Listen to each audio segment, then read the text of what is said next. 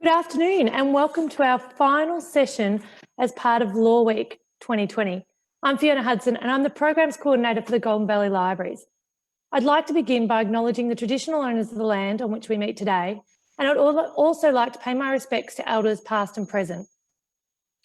We invite you to be a part of the conversation today, so please ask questions in the comment section below or even throw us a like or a love so that we know you're out there and enjoying these sessions. All of this week's sessions are now on our website, gvlibraries.com.au, as well as on our YouTube for your convenience. I'd like to welcome back our presenter from Australian Visa and Education Specialist, Belle Mendoza. Hi, Bella. Hi, Fiona. Thank you, Fiona, and thank you to the Golden Valley Library and the Law Week Committee for this opportunity to speak today. So before I begin, I would also like to acknowledge the traditional owners of the land on which we meet and pay my respect to the elders past, present, and emerging. My name is Belle Mendoza, and I am the Principal Migration Consultant at the Australian Visa and Education Specialists.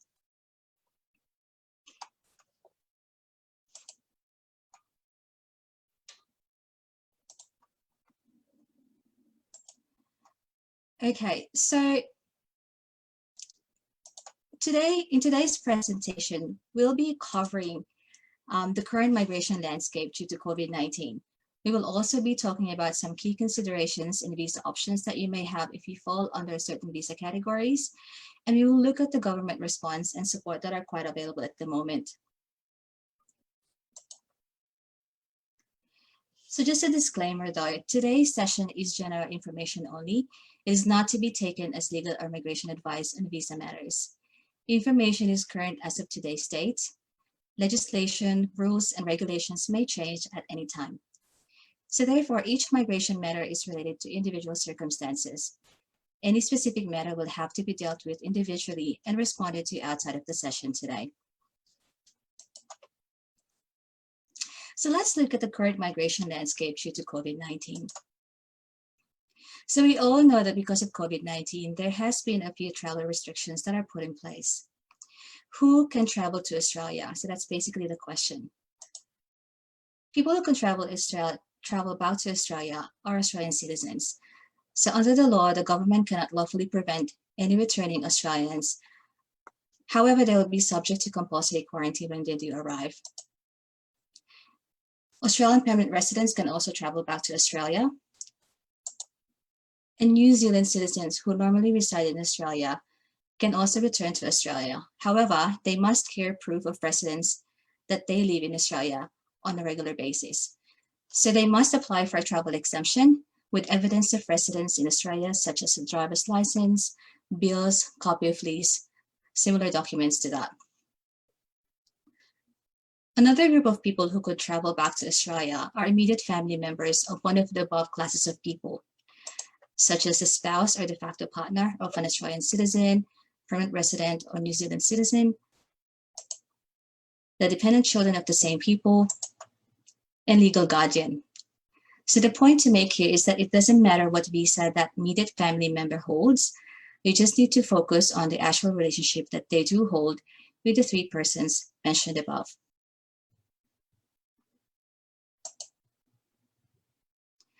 There are also additional exemptions who could travel to Australia.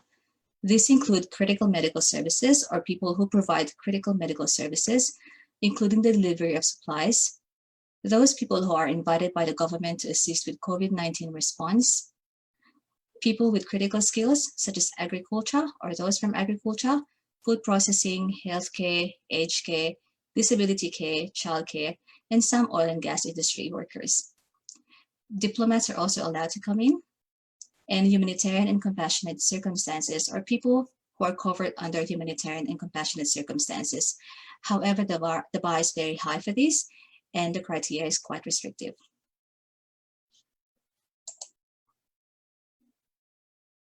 Now, what are some of your key considerations and your visa options if you are caught, if you fall under certain visa criteria or visa conditions and you're unable to depart Australia? So the general guidance from the government is that they must depart Australia if you're able to. There's a strong push for people to return to your home country if you can leave.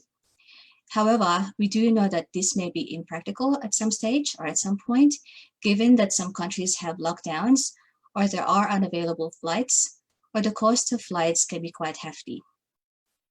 So some of your other options could be to renew your current visa if you're eligible. You could apply for a new visa if eligible, or your subclass visa allow you to apply for such visa, including, for example, applying for a visitor visa. You could apply for a new visa. Or you could also apply for what we call a subclass 408 visa, or the COVID stream, under limited circumstances. So the subclass 408 visa has been in place for a while. It is a temporary activity visa, but the government has introduced a new stream, which is the COVID-19 stream. It is specifically used to address some of the issues of COVID-19 that are being faced by those on temporary visa in Australia at the moment. However, there are some limited circumstances where you could apply for the COVID-19 stream subclass 408 visa.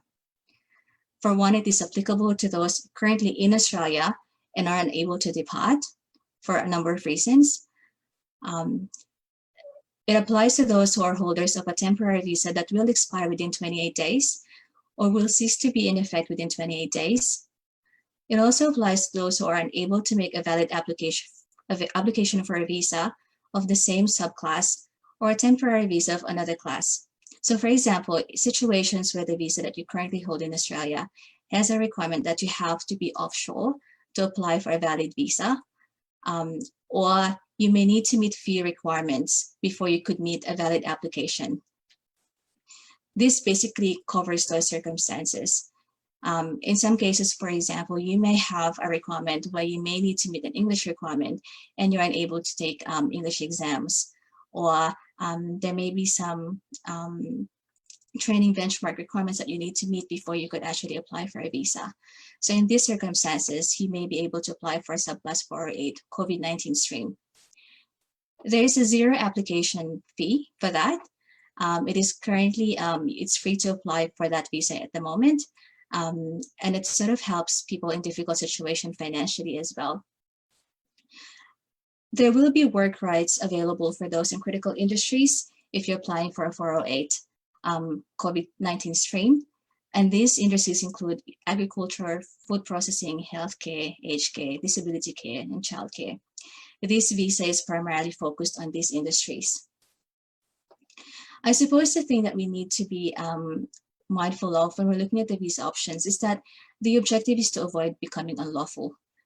What happens when you become unlawful is either you face detention or you may have difficulties. You may have difficulties applying for a further visa down the track. So you would want to make sure that you have a valid visa and you're validly remaining in Australia during the COVID crisis. So let's look at some of your key considerations in the visa options in the light of different scenarios. So you may be an international student visa holder, you may be a temporary skilled worker, you may be a working holiday maker, or you may be an employer who has sponsored employees on temporary visas, or you may be a visitor visa holder as well. So let's look at some of the options that you have at the moment and some of the things that you need to be mindful of. So if you are a student visa holder, there has been a temporary relaxation for certain student visa holders to work for more than 40 hours per fortnight to support the supply of essential services and goods to Australians in response to COVID. So normally, if you are on an international student visa, you're allowed to work 40 hours per fortnight. But due to the COVID situation, they have relaxed the rules around that.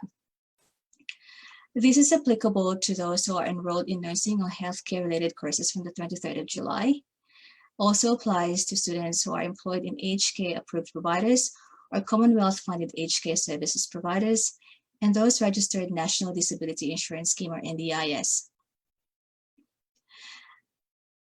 International students who are employed by registered supermarkets were also allowed to work beyond the 40 hours per fortnight, but that was from March the 7th of March to the 1st of May 2020 only, and that has ceased in operation now. We have been hearing a few concerns from some of the international students as well around tenancy and around some financial issues and safety. Just be aware that there is help available for some of these legal matters. A good resource for you to have a look at is the www.ishelp.org.au, where they answer a lot of questions around international students and providing some legal advice through the community legal centers.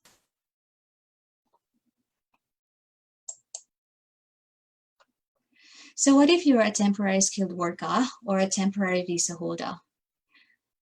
So at the moment, temporary skill shorted visa holders or temporary work visa holders who have been stood down but not laid off can maintain their visa validity and have visas extended in line with normal arrangements.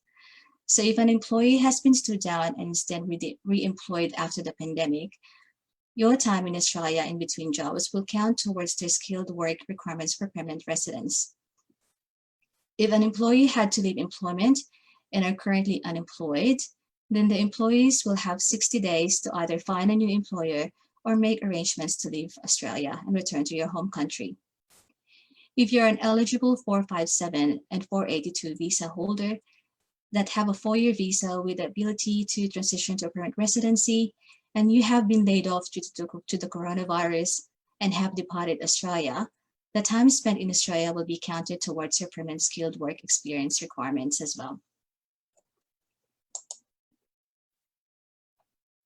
So now what if you are a working holiday maker?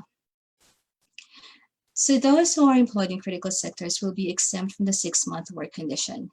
So normally, working holiday visa holders have a particular requirement that they have to stay with their employer for a 6-month period. Then they either have to change location or change employers. This has also been relaxed for critical sectors, including agriculture, health, aged care, disability care, and childcare. So they are exempt from that work limitation at the moment. Alternatively, though, if they're not working in critical sectors, they will not have work rights. If they are not working in a critical sector and are unable to depart Australia, then they can take advantage of the 408 visa if relevant. However, if they're not working in a critical sector, they won't actually have any work rights applied to that visa. So that means that it may be a bit challenging for them to maintain a valid status while they're here in Australia. What I mean to say is that they need to provide for themselves because they don't have any work rights, but that allows them to maintain a valid status and remain in Australia lawfully until they're able to depart and return to their home country. So let's look at a situation where you are an employer who has a sponsored employee on a temporary visa. So for these employers, Australian workplace law remain in place, and employers must continue to follow these rules, giving overseas workers the same rights as Australian workers. Having said that, though, employers are able to reduce work hours without breaching visa conditions or sponsorship obligations. Under the policy, there is a work condition that you are not considered to have breached your visa condition if your duties have changed temporarily as long as they don't exceed the 60 days. You can have some variations to your duties and tasks that you have been employed under the TSS, but it cannot be an ongoing change. While these measures are in force, the Department of Home Affairs and the Australian Border Force are able to exercise their discretion in relation to reduced working hours and not deeming businesses to have breached their sponsorship obligations in this regard.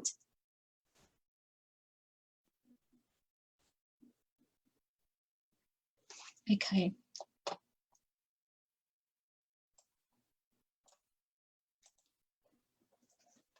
So if you are on a visitor visa, what do you need to do? So the first thing you need to do is you need to check your visa conditions. Typically, your visa condition or your visa would have attached to it a condition 8503. A condition 8503 is actually what we call a no further stay condition. You may have this condition and you may need to check your grant letter to find out if you have it, or otherwise you could look at your VIVO or your visa entitlement verification online website to check your visa conditions. As a rule, if you have an 8503 condition on your visa, you must leave Australia upon the visa expiry date. Otherwise, you will become unlawful in Australia if you stay. If you want to apply for another visa, you must apply for another substantive visa from outside Australia. You cannot apply for another substandard visa in Australia unless it falls under some of the exceptions. You can apply for a temporary visa, but only of a specified kind while in Australia, and that can be found in the regulations. You can request for a waiver by completing a form and making your request in writing if you're eligible. However, this waiver is not available to those in 462 visa or working holiday visa. So to be successful for a waiver of an 8503 condition, there must be major changes in your situation, which is outside of your control and could not be prevented, such as you're unable to travel due to medical condition, the death or serious illness within close family, and natural disaster, civil unrest, or war in your home country. So take, for example, the COVID-19 pandemic. It might be a situation where you need to request a waiver to extend your stay in Australia, either because you cannot return to your country due to lockdowns or there are no flights available.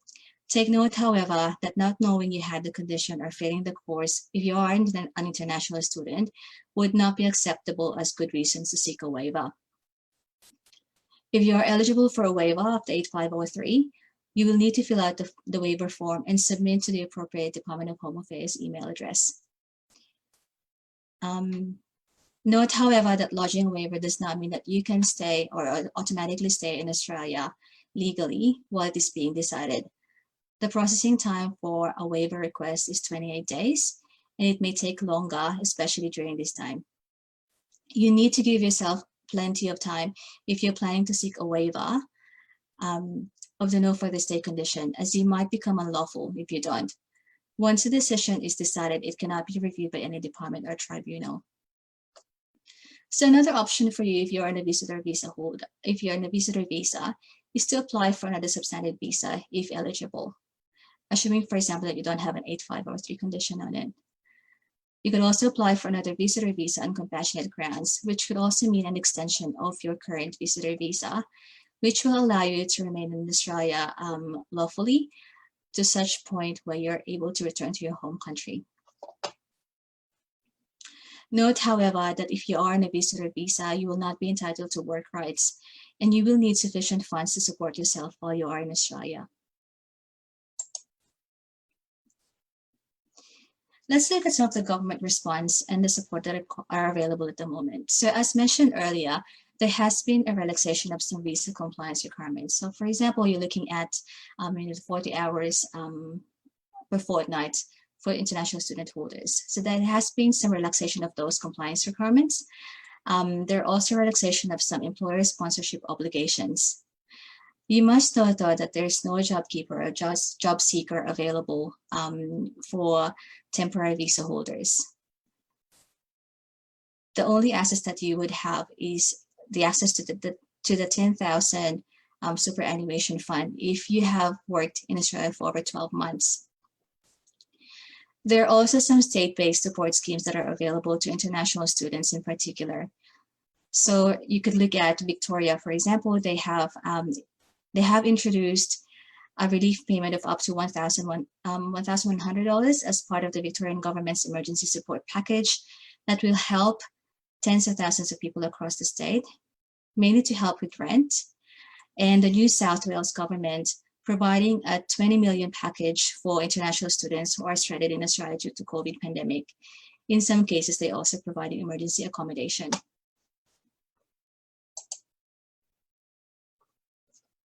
So we must know that these are temporary measures that are currently in place, and they are currently being reviewed by the government regularly, which means that changes will be made as the situation changes with the pandemic. We are seeing that there are some easing of restrictions, but we're quite unsure in terms of the opening up of the borders of when that's going to happen. International travel to and from Australia may open up for people working in critical industries and could expand the definition to businesses in critical industries as well. However, the indication is that they may open up for business travels before tourism happens again. We're quite unsure as to when the government will recommence compliance measures, given that currently discretion as to imposing compliance measures are on hold for some visa and sponsorship obligations. We are very uncertain as to when migration will return to pre-pandemic situation, and there has been call from a number of lobby groups to bring it back to its level, to its pre-pandemic situation level of migration to help with the economy and the businesses.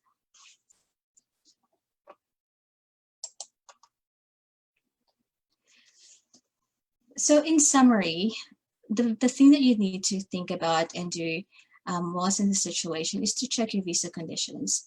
You may be struck with a condition 8503, you may have a section 48 bar or a schedule 3. It is a matter of looking at your situation on a case-to-case basis, because there may be a number of factors and a number of criteria that need to be met before you could apply for an exemption to enter Australia or to remain in Australia. You could also apply for a waiver of visa condition if possible. Again, you need to look at the criteria and you need to look at what conditions you have on your visa. Or you could apply for another substantive visa if eligible. And these are this can be found in the regulations if you're eligible to apply for another substantive visa. Just be aware though that a bridging visa is not a substantive visa, but a bridging visa can be a way for you to remain in Australia lawfully whilst you're waiting for your substantive visa to be granted. The goal here is to avoid being unlawful in Australia, because it could affect your future visa applications if in the future you do want to apply for another visa to Australia.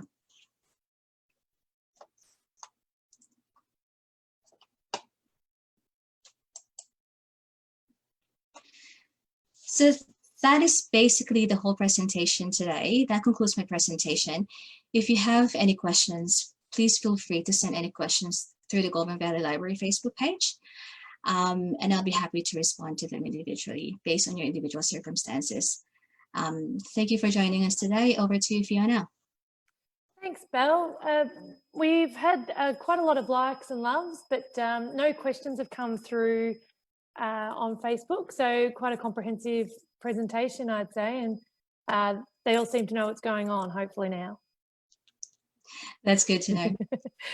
So thank you very much for joining us today, Belle, and for joining us on Monday as well. We really appreciate you supporting our participation in Law Week.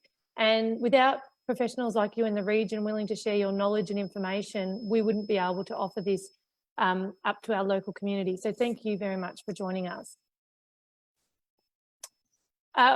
We wouldn't also be able to do this without the support of the Law Foundation, who have helped us fund these sessions.